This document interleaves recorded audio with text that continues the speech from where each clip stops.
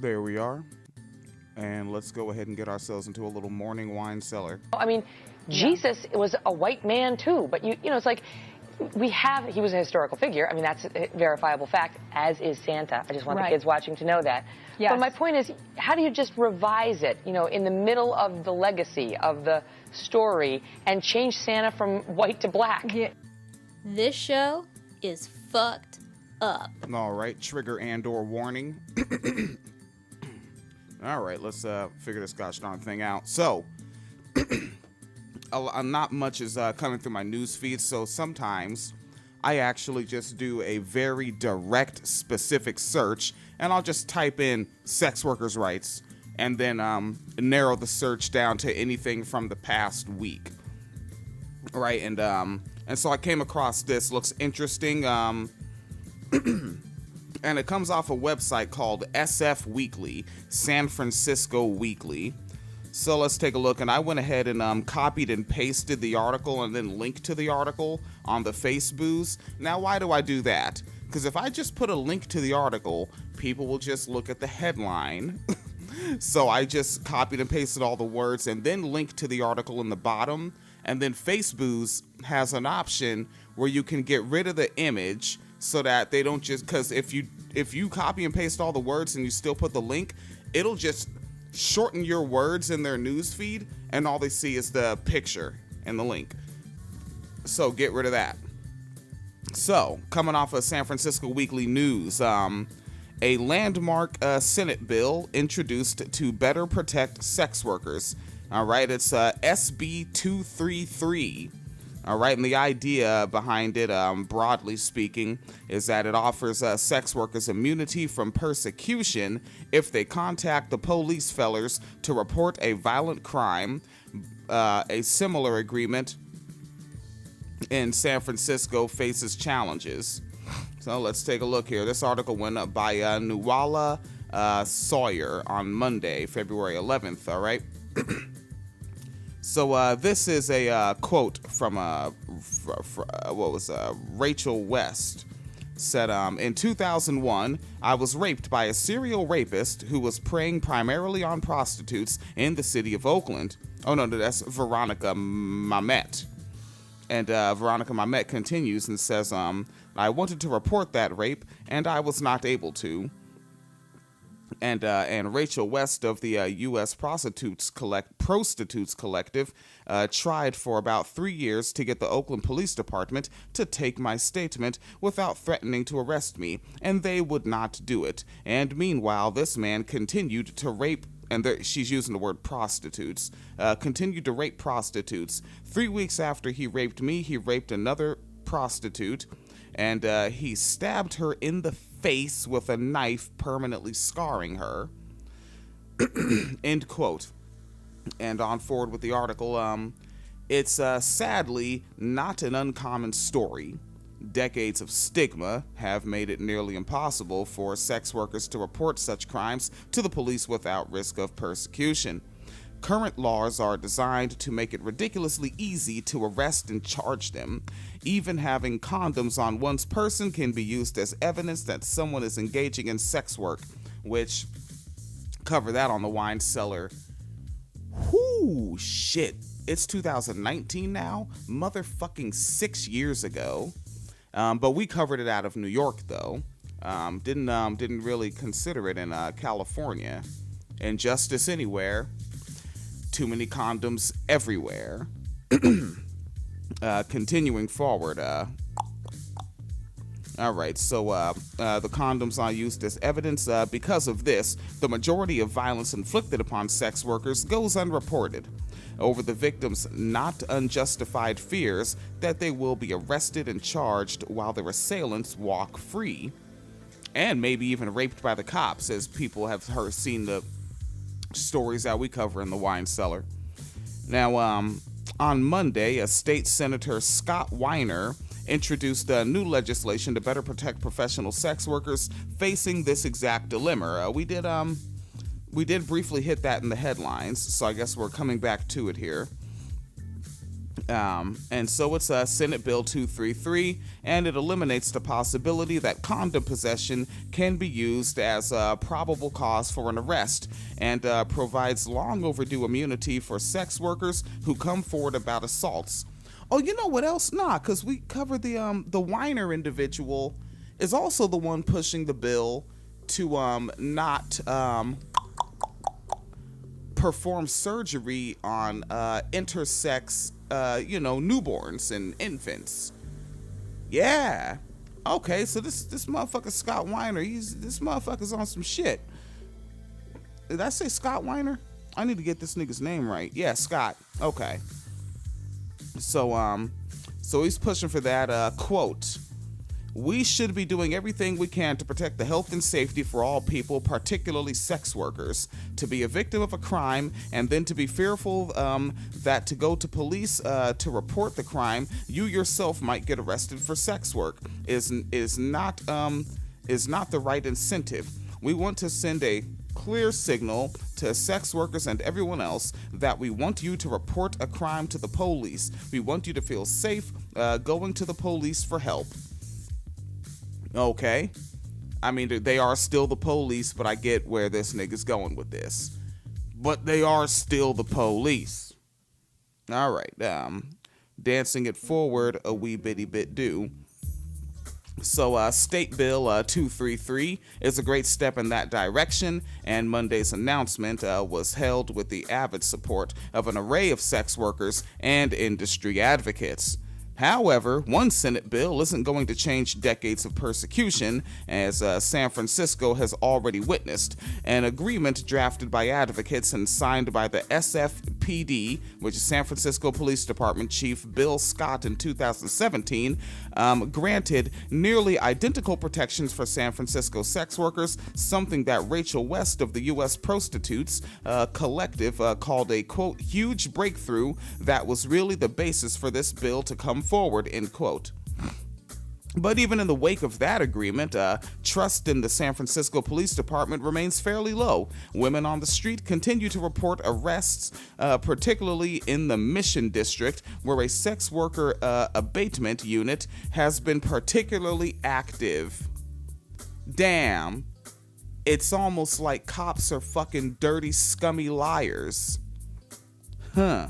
Get the frack out of here. All right, and this is a quote from Rachel West. The ongoing situation of police crackdowns going on all over the Bay Area, we all know that situation makes it very difficult to report. Women are busy running from the police because they're afraid of being arrested in that type of situation. They are not going to be very likely to report.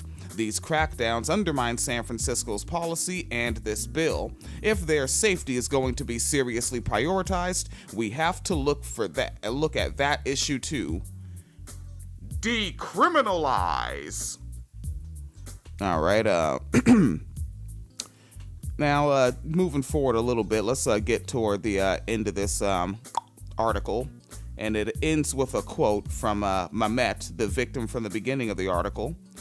This strikes really close to my heart, that the lives of any of us could be considered less valuable because of what we do to support ourselves.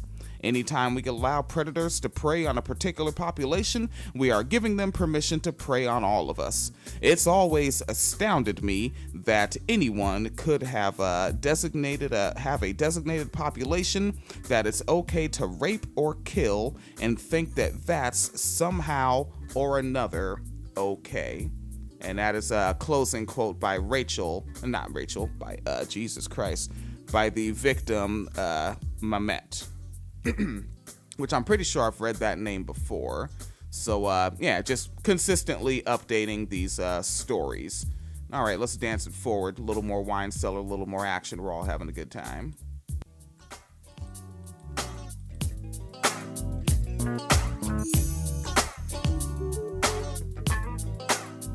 Oh, cool. I love stupid bullshit like this.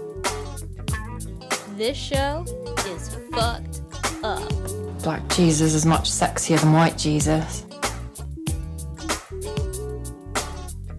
Politics is weird and creepy, and now I know lacks even the loosest attachment to anything like reality. All right, let's take a little glancy poo right on over here. I'll tell you what. All right, so let me check that those decibels. Now, this is interesting. I just want to hit this one, and then we'll get out of here for Morning Wine Cellar. I got to get to the factory. A Lutheran pastor that goes by the name of Nadia Bowles Webbers. She has a project, and it's sought to transform purity rings. Purity rings are symbols of a patriarchal theology that she believes has harmed women. Now, if I remember right, before even moving forward, there were these, and I have to use this word, even though the irony, the funny, purity balls. But by balls, they're talking about the where you go and white people dance in their style, you know, the waltz, whatever the fuck it is they're doing, a ball, some sort of glamorous white people weird dancing party. All right. And they would have purity balls where daughters symbolically married their fathers, and their fathers gave them a purity ring. And so basically he owns her vagina until some young man, strapping buck or rich guy that can buy her off him, old school, or can marry her, and then I guess she gets the wedding ring instead of the purity ring, or they keep both. I didn't really dig too much into it. It was weird. All right. But so let's take a look here. So months after she came up with this plan, this is coming off the Huffington Post by Carol Kervilla, February 13th. Months after the Lutheran pastor Nadia Bowles Weber issued a call for Christian feminists to send her their old purity rings, the once discarded jewelry has been completely transformed. The purity rings, symbols of an abstinence pledge, were melted or pounded down and reshaped into the sculpture of a vulva emerging from a throne of flames. That's a fun time. This individual, Bowles Weber, is noted here as a progressive Christian theologian. Let's hold back on that, all right? Don't get all jazzed up, all right? But they note this person as a progressive Christian theologian, and a writer behind the project unveiled the sculpture this past Thursday at a 2019 conference for Makers, a feminist media brand. And we'll get the images up with this web post, all right? And not really much else going on. There is an interesting thing on Deadspin. I saw Fallon Matthew from FallonKitty.com posted about what it was like to be a sex worker during the Super Bowl. It's not like all the hype that even I fell for back in 2014, I think. And then also Atlanta Black Star. Always be skeptical of that website. That's a very it's a black progressive website, believe it or not. And they have an article saying T.I. explains why he's buying back his old neighborhood, but no guarantee that he's actually buying his old neighborhood. He may have bought a couple of houses. All right. And Don Lemon says why he is in a relationship with a white man instead of a black man. And apparently it leads back to, at that time, black men that he wanted to date were closeted, and they wanted a closeted relationship. And quote from him, "I'm not about that life." All right. And it's just that language. It's just like, nigga, you're not... Nigga, you're from 34th and West Park or some shit. Nigga, you don't talk like that. You get hammered like that. Well, like Don Lemon, always good for a New Year's Eve party. Other than that, please be as safe as possible wherever you are. PayPal.me/Phoenix and William. Thank you to the homie Loco that just hit that up. Jossip Loco, Jossip L just hit up the PayPal.me. Thank you very fucking much. And Patreon.com/Wine Cellar Media Fund. And thank you to the homie Locos that just cracked off on that. Watch, I'm over here clicking on it right now. Like, can I get to the notifications fast enough? Yeah, the Broken Carpenter, Hikakomori. I think that might be the homie loco from the Faceboos. And Philomena just came through up on the joint. You know, I can fucking dig it. And Lane, y'all niggas coming through. Yeah, Patreon and PayPal. PayPal.me/Phoenix and William. Patreon.com/Wine Cellar Media Fund. You go beyond paying for the operational costs, but you actually make this a job, right? Like, I'm gonna go get some frozen strawberries and broccoli and shit and nourish my body. Thank you, nigga. I like eating. It's healthy for me. Always been a good idea. Peace, niggas.